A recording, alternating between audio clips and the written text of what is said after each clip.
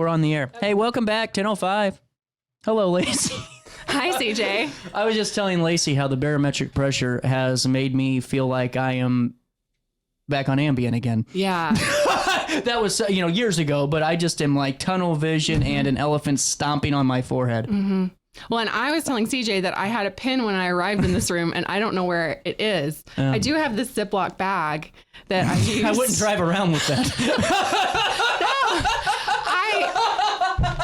I didn't want to get anything wet when I walked down from the library. The last time I had a Ziploc bag in my car, Lacy, it was a bad Wednesday afternoon. Okay, well, I was carrying books. I'm just kidding. So I canceled my haircut because of you.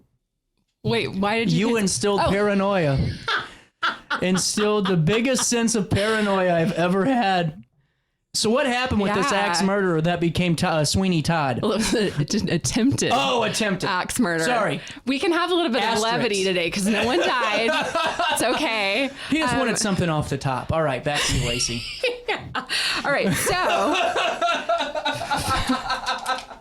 February 18th, 1925, Raymond Silkwood went to the home of his supposed friend and neighbor, William Clark, to get a haircut. William Clark had offered to give him a haircut, and Silkwood said that his hair was getting a little long and ragged, so he accepted. He lived in a shanty boat on the Hartford. I'm going to talk about shanty boats in a minute, too. That was the book and the Ziploc bag and all of that is related to shanty boats. So there is a part two to this. There is a part two to this, and it's really exciting. So, okay, shanty boat, important, on the Hartford riverbank, and Clark lived in a tent next door. So I don't know how large this tent was, because Silkwood sat down in a chair in the tent, and several things had talked about how he expected to get his hair shingled or bobbed, because this was the 1920s. And so he sat down in the chair expecting a scissor haircut, and Clark struck him on the back of the head with an axe. And he was unconscious. So Clark, yes. The sharp end or the blunt end? Oh, we're going to get into that. Oh, okay. Continue. That's part 1A. Okay, the floor is yours, Senator. I sustain my objection, or I overrule it. So, struck him on the head, rendering him unconscious, and then Clark stole 60 cents out of his pockets, and that is $11 in 2025. You're getting good at this. You know what my questions are going to be. Yep. Damn. So I got to get better. No, you'll just come up with more even ridiculous questions. Exactly. I'll still be on my toes. So later on, Clark's mother and stepfather, it says they were away from home at the time, so I guess they lived in the tent too. And I mean, I'm thinking like something large enough for a family. I also don't know how old anyone was. Tent. Yeah. Like smaller on the outside, and then when you go in, it's like a mansion. Yeah. That's probably what it was. I'm in. And but I tried really hard to figure out how old everybody was, because I didn't know if Clark was young and that's why he was living here with his mother and stepfather, or if they were all older, because people lived in, more extended family groups a lot of times back then than they do now. Oh, that's true. Yeah. Yeah. So I'm not sure of anyone's ages, but the mother and stepfather of the person that hit him with an axe came home, found Silkwood. It said the Wood River police were notified. It didn't say that the mother and stepfather were the ones that notified them. I assume that's what happened. I don't know if they started screaming and then someone else notified the police. But anyway, police were notified. And Clark was no longer there. So the Wood River police asked the Alton police to be on the lookout. And the police found Clark in a different shanty boat along the Willows on the Alton riverfront, arrested him, and took him to the Alton jail. They later transferred him to Wood River police custody. Something I didn't put in the article because it was only tangentially related, but apparently first the Alton police were looking for a different guy with the last name Clark who had murdered someone several years ago. His uncle actually had murdered his uncle several years ago. Well, it was unrelated. Guy. Yeah, okay. But they were looking for the wrong guy. Because this other guy he had killed his uncle, and it was unclear if it was self-defense or just straight up murder. He had been acquitted with a self-defense defense. And then So I think that the Alton police were like, this is our chance to nail this guy, but it was someone totally different. So anyway, they found the right guy, took him to Wood River. This scum is at it again. Yeah. Took him to Alton jail and then transferred him to Wood River police custody. And now I'll pause for questions before I move on. Well, thank you. You're welcome. I have a few. Okay.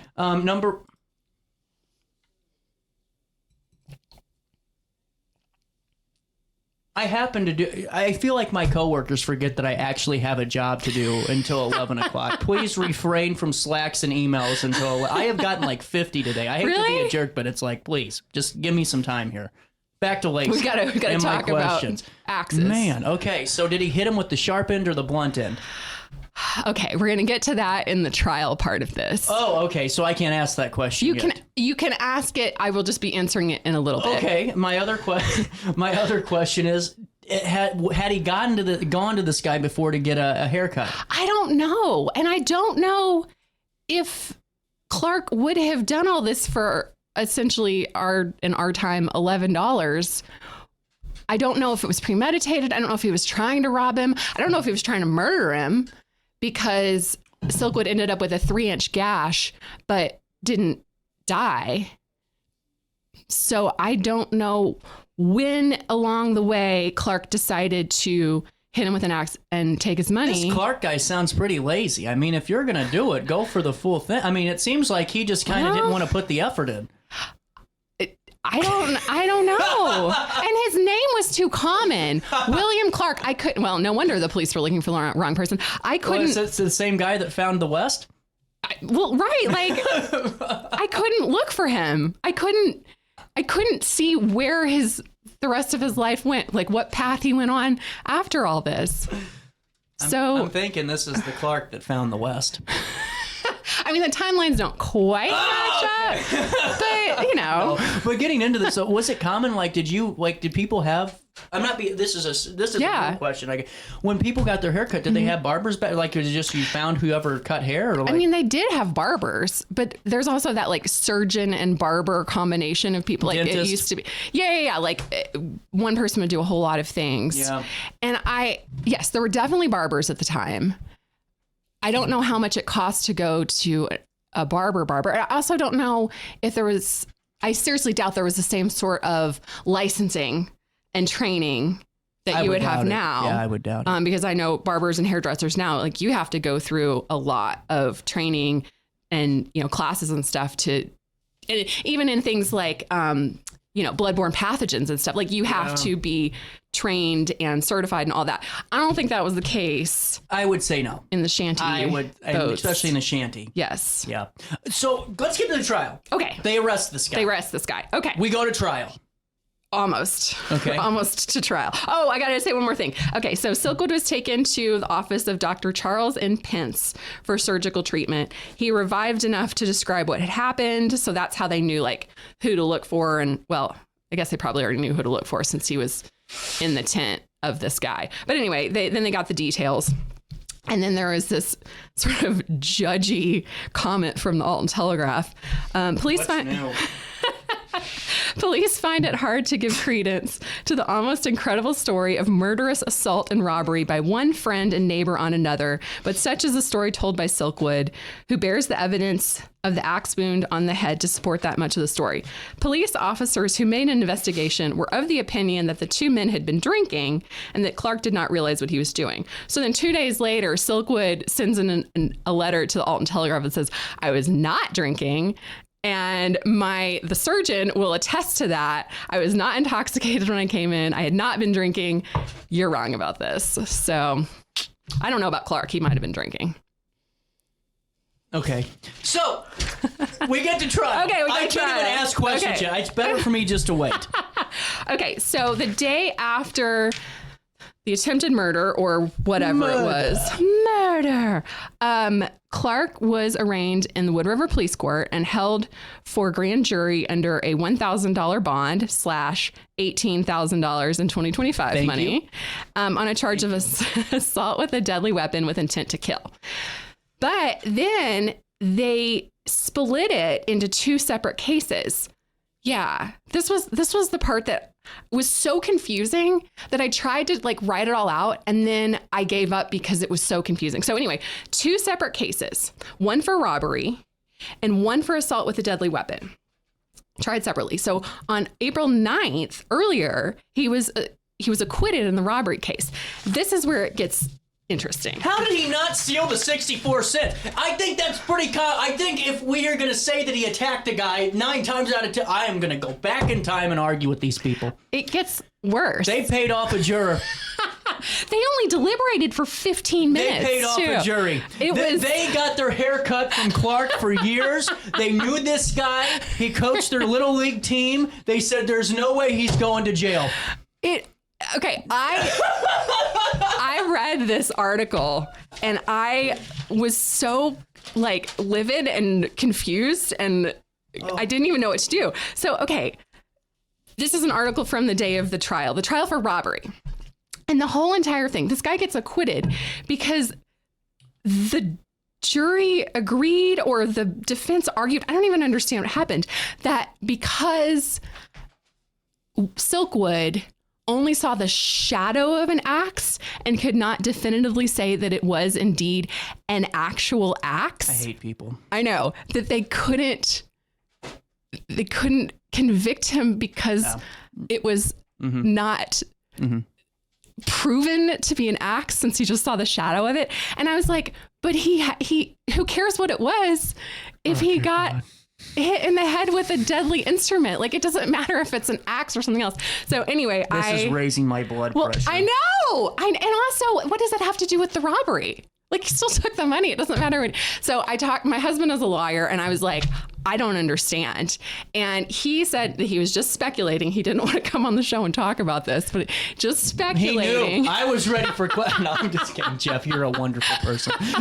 No, he speculated that it might have been due to the charges themselves. Like, if they had a charge of specifically with a deadly weapon, then that would have had to be proven that it was an axe versus like a lamp or something. Fair. Like that it might have had to do with the prosecution not putting forth, I don't want to say the correct, but like an easily winnable argument in terms of like that it had to be a specifically deadly weapon versus something that would not be considered a deadly weapon. So that's all speculation. And it's another part of why I didn't put it in here, because we do the speculating on the show. So what was the end result in the axe part, the attempted murder part? Okay. Just because we're kind of tight on time. Sorry, CJ. No, it's my fault today. No. It's all right. Okay, so that was the last thing I saw on the Telegraph.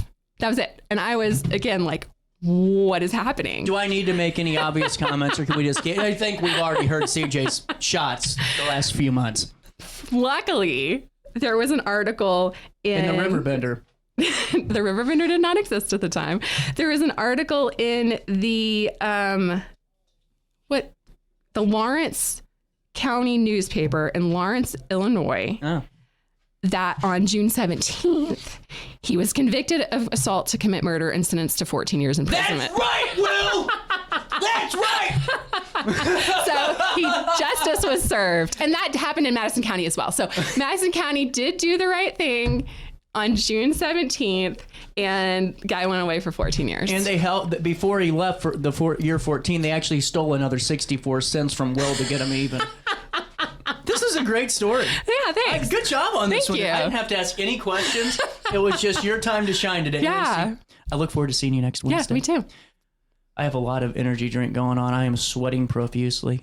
I have a lot of barometric pressure issues happening today. It's not good. You know what happens next? What? OSF Healthcare joins the show. Oh, okay. And we're going to learn more about my problems. Okay. Oh, can I say the book? Oh, yeah, the book! Okay, since I brought it all the way down here in my Ziploc bag. Okay, so do you remember when we talked about Noble Shepherd and the double murder in St. Louis, that where he like escaped and then he offered to come back if the governor wouldn't hang him? Oh, yeah. Okay, so after we did that show, I was contacted by Greg Andrews, who is a history professor at Texas State University. He's emeritus now, and he loved the show. He really, I know, it was like the nicest email ever.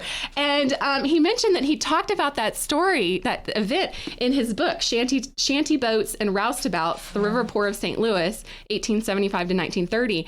And it's wonderful. So I went in, there are a bunch of references to Alton, a bunch of stuff about shanty boats and like the river culture. It's super interesting. So we have it at the genealogy library, and we also have it at other libraries to check out. Thank you very much for the Yeah. compliment too. It's all I know. Lacy. I don't know why I'm accepting that. No. Praise. When I got the email, I told him like it was like the best thing ever and my worst fear. That I go kind of shallowly into these stories. So when someone's an expert, you're getting nervous. Yeah, when someone's an expert, I'm like, oh my gosh, what did I get wrong? And he gave me a couple tiny edits, but it was he liked it. And Good. yeah, it was like really cool to hear from him. So see, this show travels. Yeah. Believe it or not. Mm-hmm. It was really neat. Lacy, great to talk to you. You too. I'm sorry I'm late today. I'm behind. That's okay. We'll take a quick break. 10:20 is the time. OSF Healthcare joins us next.